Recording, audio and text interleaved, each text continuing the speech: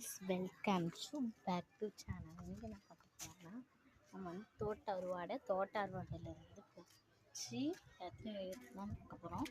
சிதறம் எடுத்தாச்சு. வாங்க தோட்ட அறுவாடைக்கு மேலே போவோம். இது 4-5 வீடியோவாக உங்களுக்கு வரும். வெயில் வேறு அடிக்குது.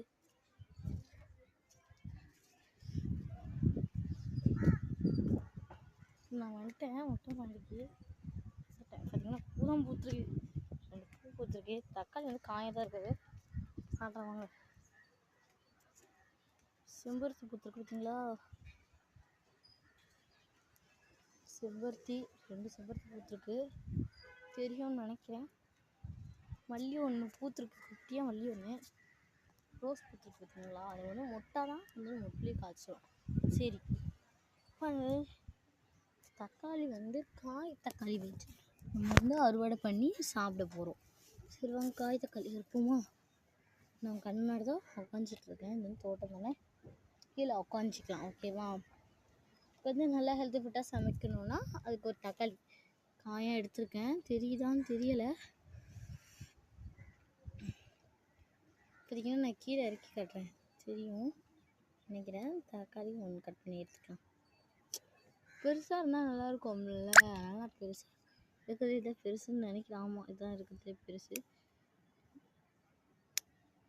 எடுத்துட்டேன். ஒரு தக்காளி. க்ரீன் சில்லி இருந்தால் ஒன்று எடுத்துக்கலாம். நம்ம க்ரீன் சில்லி வந்து இருக்கான்னு தெரியல, இன்னும் பார்க்க. க்ரீன் சில்லி வந்து இருக்குது, ஒன்றும் இல்லை. ஏன்னா க்ரீன் சில்லி வந்து ஒன்று கூட இல்லை. அதுக்கு பதிலாக தான் நம்ம வந்து புளிச்சக்கீரை எடுத்துப்போமா? புளிச்சக்கீரை வந்து ரொம்ப ஹெல்த்தியான கீரைனால நல்லா சொல்லுவாங்கள்ல. நான் வந்து புளிச்சக்கீரை வந்து கட் பண்ணி எடுத்துப்போம். நமக்கு தேவையான அளவு குழம்பும் வச்சுருவோம். புளிச்சக்கீரை குழம்பு இதுக்கு வச்சு சாப்பிட்டா அவ்வளோ டேஸ்ட்டாகவும் இருக்கும். தக்காளிக்கு குழம்பு வச்சுக்குவோம். வீட்டில் வந்து இருக்கிற நம்ம வச்சு தான் சமையல் செய்யணும். இது வந்து வீட்டில் அதிகமாக இருந்துச்சுன்னா அதிகமாக செய்யலாம்.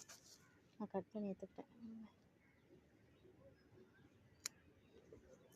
நான் வந்து கீரை குழம்பு வந்து நம்ம கொஞ்சம் அதிகமாக தோசை சுட்டிங்கன்னா சூப்பராக இருக்கும். அப்படி சொல்லிட்டு தான் தோசை அதிகமாக சுட்டா உங்களுக்கு பிரயோஜனமும் இல்லை.